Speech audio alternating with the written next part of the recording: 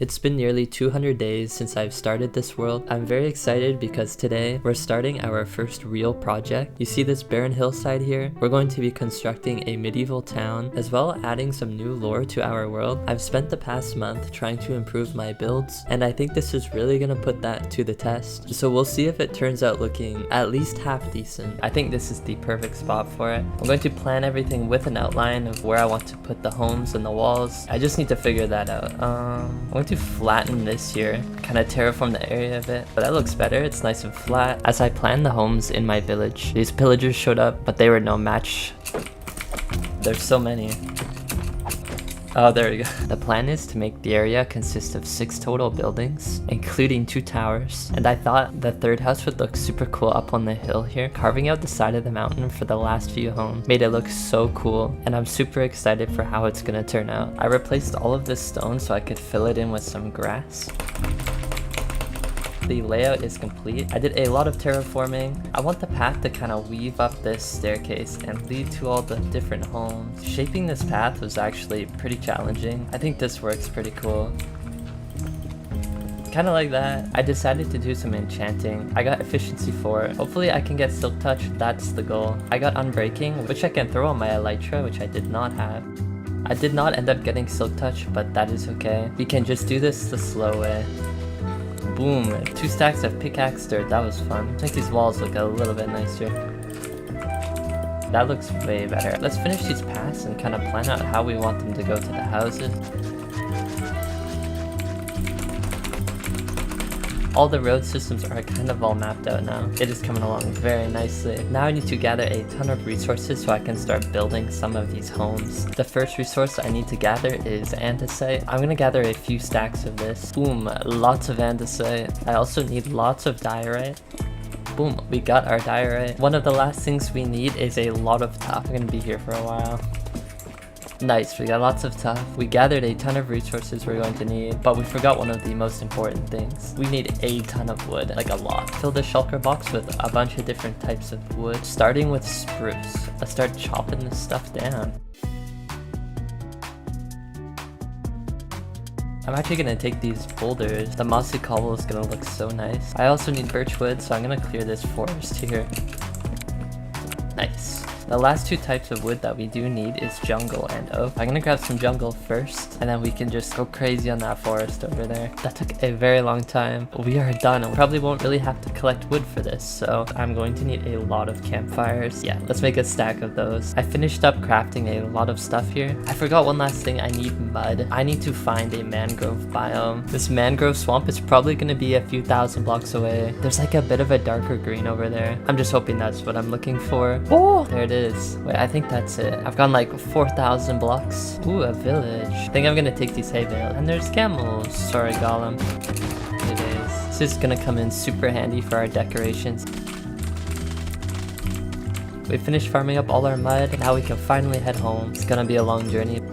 And I need a lot of mud bricks for our brick walls. Oh, I forgot I needed wool. Good thing we got all these sheep. It is time to build the first house. I'm gonna start with the tower one. My goal is to add a bunch of details so they look really nice. I got started on the very first build, that being a medieval home with a watchtower on the side. Since we are going with a medieval theme, adding all these little details and the white windows makes it look so good. And if this guy had a profession, he'd definitely be a wizard. Using so many different kinds of wood added such a nice texture to the roof, and it really brings it together, especially for a medieval home. So I went ahead and started building the tower. I really wanted it to feel like he was hiding some mysterious books up there. Every wizard needs a pointy tower, and if we come down on the right side of the house, I wanted to add this hangover with some barrels and some logs, following up by texturing in my coarse dirt so it looks like it's part of the earth. And with our first building complete, which I think turned out amazing, we can now move on to the second building. Wow, that is so cool. For the second home, we will be building just a townsman's house, kind of like a peasant, but nicer. Now that I've established how I want to build these homes, it was much easier to make it. The story behind this guy, he is just like an average villager. Moving on to the roof, I wanted to keep the design the same between all the homes, and the process for building these is kind of tricky. And of course, you need to add a chimney. If we come over to the front of the house, I use gates to make beams that branch out, and along the side here, of course, we need to add a hay trough to hold all of his wheat. And with that, we are finished our second house for our townsmen. It's really bringing the village together so far. It is time to start building the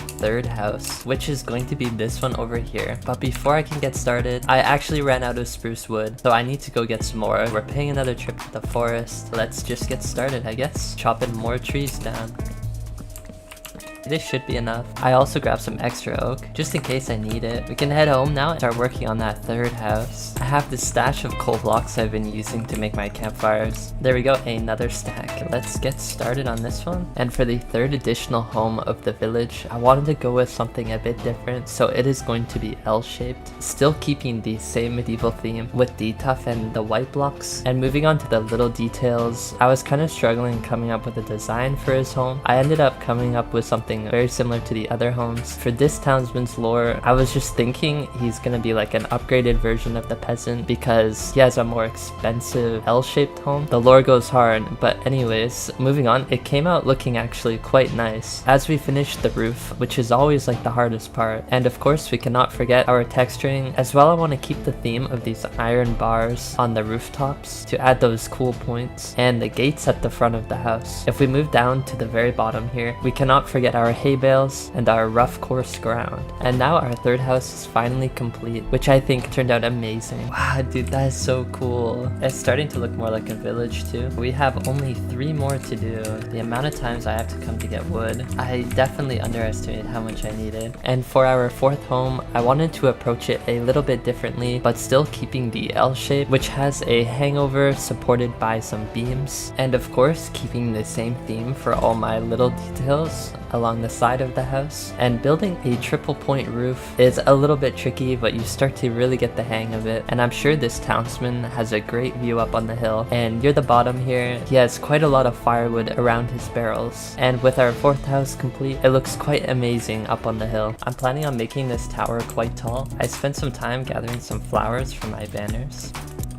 And finally, moving on to the 2nd tower of this build, which stands quite tall up here on the hill. It serves a very important role within the village, acting as a watchtower, protecting the village from any sort of evil or intruders. And of course, on the top, we need to have a pointy style tower, which was kind of tricky to build, but I think it turned out quite nice. The blue and the white representing the flag. I'm moving on to the outside of the tower, which we will have these long windows and these dangling chains with lanterns. And for the second purpose of this tower, which I had not yet revealed, it services as a crane system for the village to haul resources for building such big homes, which will be carrying some hay bales and barrels. I felt I needed to add an extra support beam, which will be anchored by these andesite bricks. And with all that complete, we have finished our 2nd tower, which fits perfectly watching over the village. Moving on to the 6th and the final house of the build, I wanted to build a small farming shack containing the seeds and farming equipment for the villagers. I went with a stone base, as well a long mossy chimney coming up the side, and I think this turned out quite nice for what it is. It's small, looks good. I like it. I like it. Oh my god, that was an actual jump scare. I'm so glad I'm alive. Oh, they messed up my terrain, no. I want to start working on a bit of a wall around here. I'm going for something fairly small. So what I'm gonna need is pretty much just a bunch of cobblestone. So I'm gonna go farm some of that now. There we go, I grabbed some cobblestone. I hope this is enough. I need a few other resources that I can start building with. I also needed more wood. This should be enough. I'm just gonna kind of wing it and see what happens. Let's just start doing stuff, I guess. Oh my god, these creepers. Yeah, that's very nice. I spent some time gathering some leaves for decoration. Let's continue the wall around the outside. Moving on to the outer perimeter of the village, I was heavily inspired by European cobblestone walls, and I felt it fit the medieval aesthetic quite nicely. And of course, you need to add the leaves so it looks organic. As it wraps all the way around the terrain of the village, the reasoning behind such short walls, it is said the villagers love the view of the oceans and just nature in general. I want to put a gate here at the front, and I'm just kind of figure out how I want to design this. I think we'll do something like this. Alright, there we go. It's a bit of a unique design, a nice little overhang. I think I'm gonna scatter in some of these wooden beams around. I think they look pretty cool.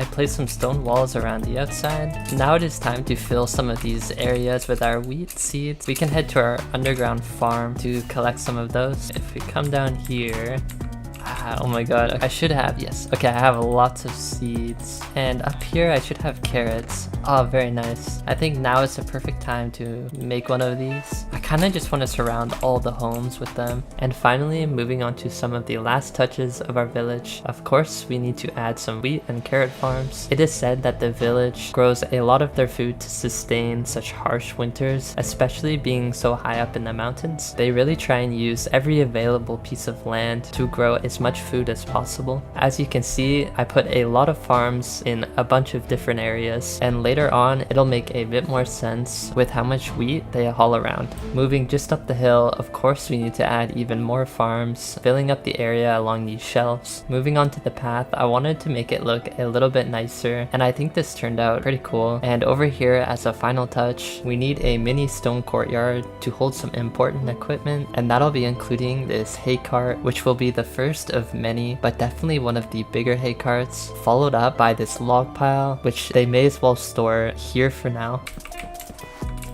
I built a few more small carts.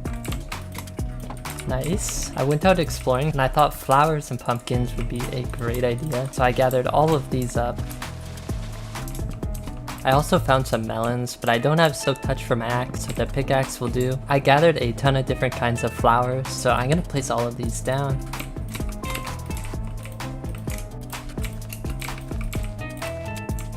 I spent some time texturing the cliff sides. I felt like the andesite and cobblestone made it look a lot cooler.